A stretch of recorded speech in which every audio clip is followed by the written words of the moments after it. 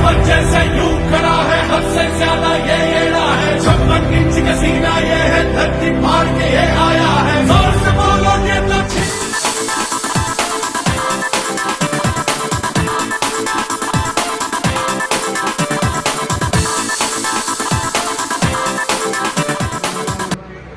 साहब काशीराम साहब को नमन करता हूँ।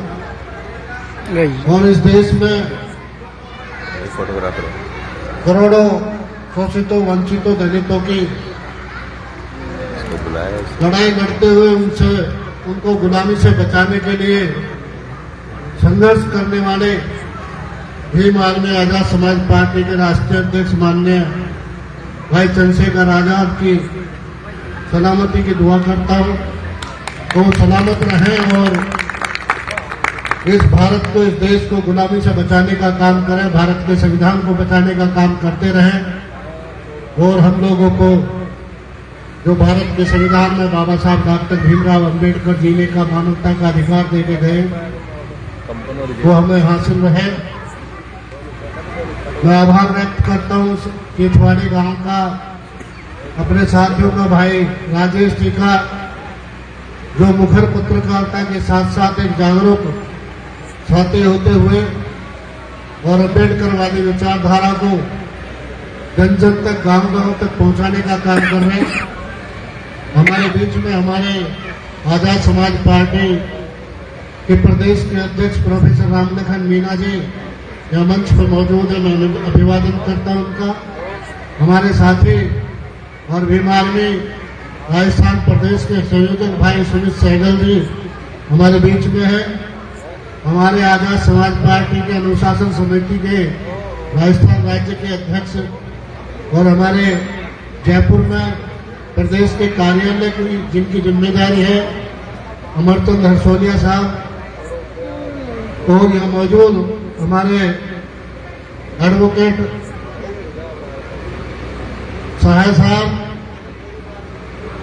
गोपाल जी, वो बहुत सारे साथियों से अभी परिचय हुआ। मुझे बताया गया कि मैं उत्तर प्रदेश का रहने वाला हूं।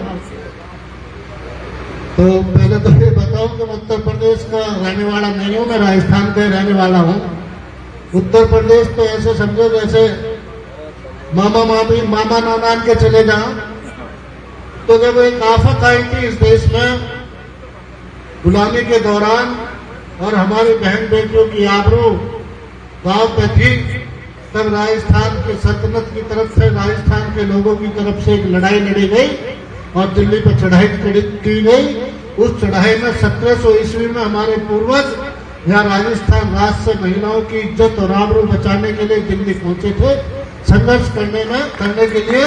उस संघर्ष में हमारे पूर्वज भी थे, उसी में हम लोग भी गए थे और फिर जाके वहीं रहने लगे। आज फिर ये लगा है कि दिल्ली में जो सल्तनत बैठी है और राजस्थान में जो हुकूमत बैठी है, वो हुकूमत दलितों की, शोषितों की, वंचितों की, किसान कमेरों की, उनके अधिकारों की, उनके हक हकूक को खत्म करने की साजिश रच रही है और संविधान को खत्म करने की साजिश रच रही है। बैंक बेचे जा रहे हैं, LIC बेची जा रही है, हवाई अड्डे बेचे जा रहे हैं, इस देश को बेचने की साजिश हो रही है। तो फिर आज देश दिक्कत में है और बाबा साहब के संविधान के जरिए उसको बचाने की भाई चंद्रशेखर आजाद के नेतृत्व में लड़ाई लड़ी जा रही है। इसलिए फिर जरूरत पड़ रही है राजस्थान की कि राजस्थान के स्वाभिमानी लोग फिर खड़े होंगे और फिर चाहे राजस्थान का जयपुर हो, चाहे दिल्ली की हुकूमत हो, उस दिल्ली की हुकूमत को, राजस्थान की हुकूमत को बदल कर यह संविधान को बरकरार रखने का काम किया जाएगा। इसलिए लौट के मैं आज फिर अपने घर में हूँ और भीम आर्मी और आजाद समाज पार्टी के बैनर तले उस लड़ाई को लड़ने के लिए भाई चंद्रशेखर आजाद के नेतृत्व में हम लोग तैयार हैं। इसलिए आज आप लोगों के बीच में आने का मौका मिला और अपनों के बीच में आके अपने लोगों को, मुझे गर्व होता है अपने राजस्थान के लोगों पे, समाज पे, कि वो स्वाभिमानी है। जब अभी हम अपने वीर सैनिकों का सम्मान कर रहे थे, जब इस देश में आफत आती है, चाहे सीमा पे आए, चाहे आपदा आए, चाहे इस देश के भरण पोषण का काम हो, चाहे इस देश में किसी भी प्रकार के निर्माण का काम हो, दस्तकारी का काम हो, सुरक्षा का काम हो, राजस्थान के लोगों ने बढ़ चढ़ के अपनी भूमिका अदा की है और इस देश में अपना नाम, राजस्थान का नाम ऊंचा करने का काम किया। ये तमाम हमारे साथी किसान को मेरे लोग, मैं समझता हूँ कि आज फिर देश में दिक्कत है, आज फिर देश गुलामी की तरफ जा रहा है। आज फिर राजस्थान की जरूरत है, राजस्थान खड़ा हो। हमारे बुजुर्ग और नौजवान और हमारी बहन बेटियां और महिलाएं, जिस तरह की घटनाएं राजस्थान में हो रही हैं, एट्रोसिटी की घटनाएं, मूछ रखने पे हमारे नौजवान को, इतने सुंदर नौजवान को बाकी को मार दिया जाता धोखे से।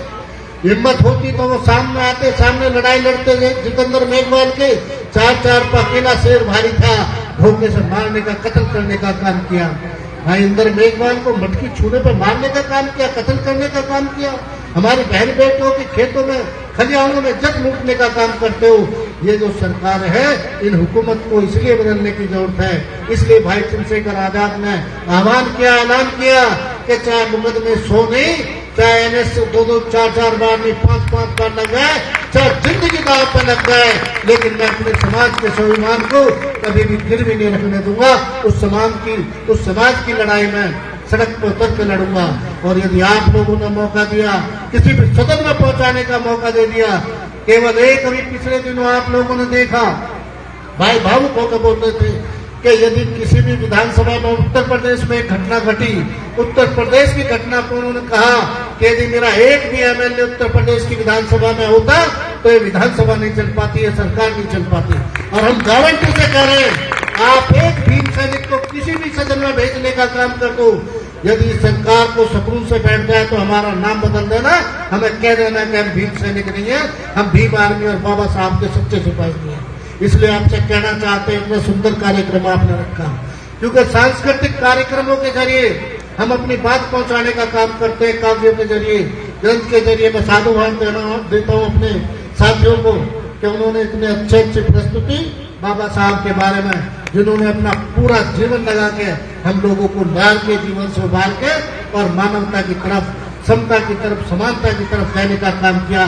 शिक्षा का अधिकार दिया, पानी पीने का अधिकार दिया, खाने का अधिकार दिया, कपड़े पहनने का अधिकार दिया, रोजगार करने का अधिकार दिया, शिक्षा का अधिकार दिया और हमें एक मानव जीवन देने का अधिकार दिया। ऐसी मानवता देने वाले हमारे बाबा साहब डॉक्टर भीमराव अम्बेडकर की उस लड़ाई को, उस संघर्ष को, जो उन्होंने अकेले तमाम पूरे मनुवादियों से अकेले टक्कर लेके, आज तो उनकी लाखों करोड़ों की संतानें इस देश में मौजूद हैं। तब अकेले उन्होंने इस देश में जब साइमन कमीशन आया, याद करो, तो उनका साथ देने वाले चंद लोग थे। उन चंद लोगों के भरोसे बाबा साहब डॉक्टर भीमराव अम्बेडकर ने हमारे पुरखों की, हमारे पूर्वजों के हक और अधिकार की लड़ाई को बचा कर रखा और अंग्रेजों से वो मांगे मनवाई, जिन मांगों को मनवाना असंभव था।